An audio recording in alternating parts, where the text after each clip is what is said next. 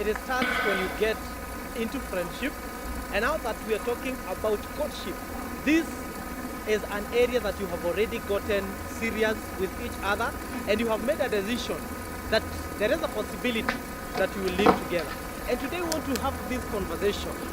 What are the areas that need very deep dialogue?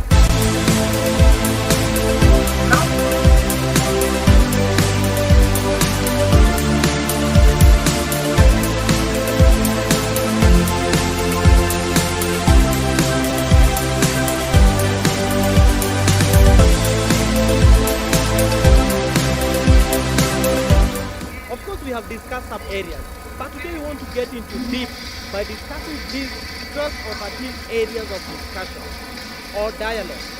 Remember, courtship or relationship or marriage, it is not a one-man show. When we were growing up, marriage was looking like it was all about our father. But this time around in 21st generation, this is whereby you sit down and you have a dialogue. Young people, before you take a leap, let's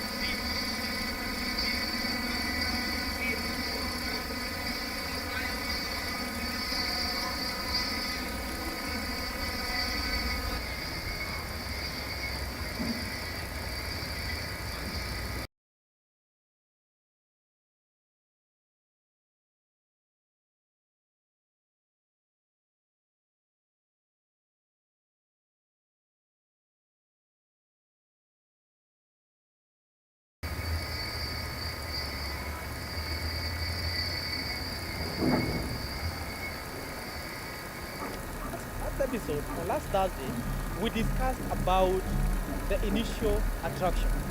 And today, let's get a little bit deeper.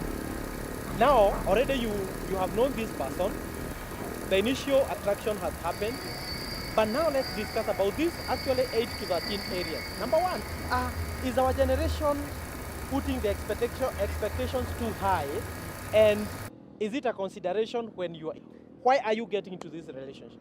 One, even as we're talking about these 8 to 12 areas, when we come to expectations, we're trying to ask ourselves, what are some of the questions you can have?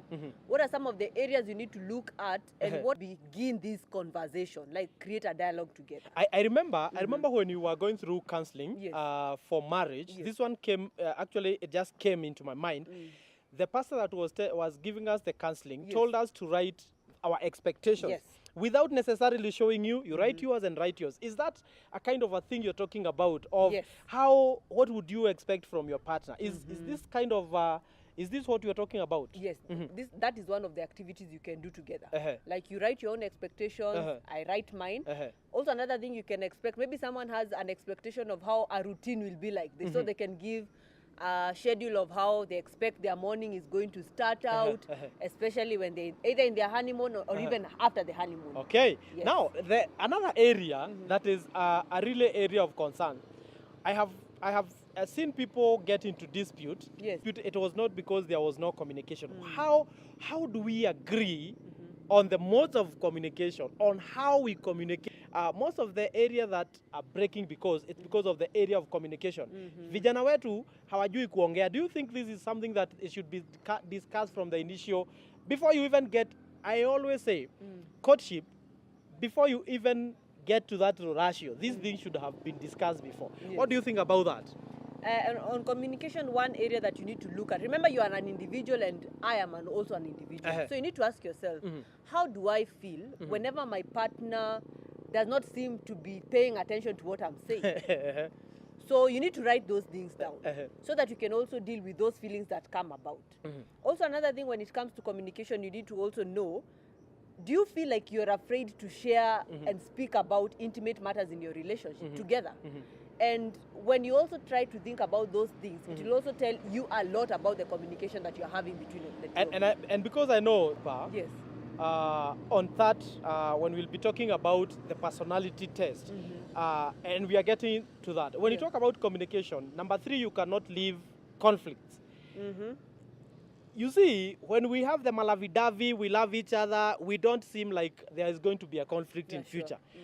This is an area, I think, that from the word go, we must ask ourselves, how do we solve a conflict? So that I'm not in conflict with you and we're in the same house, you go and update on social media, oh, men are trash, oh, marriage is a scam.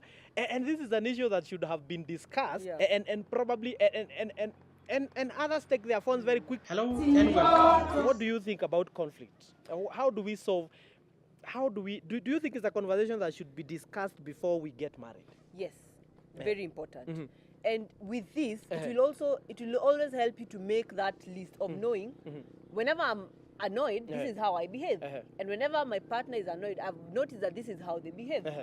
So when you've been able to know those differences, it will always also help you know whenever we're in conflict, what should we do? But of course, you need to learn. If you're married to a psycho, I'm sorry to use that word. Yes. I know you don't want me to use that word. But if you're married to a psycho, you need to take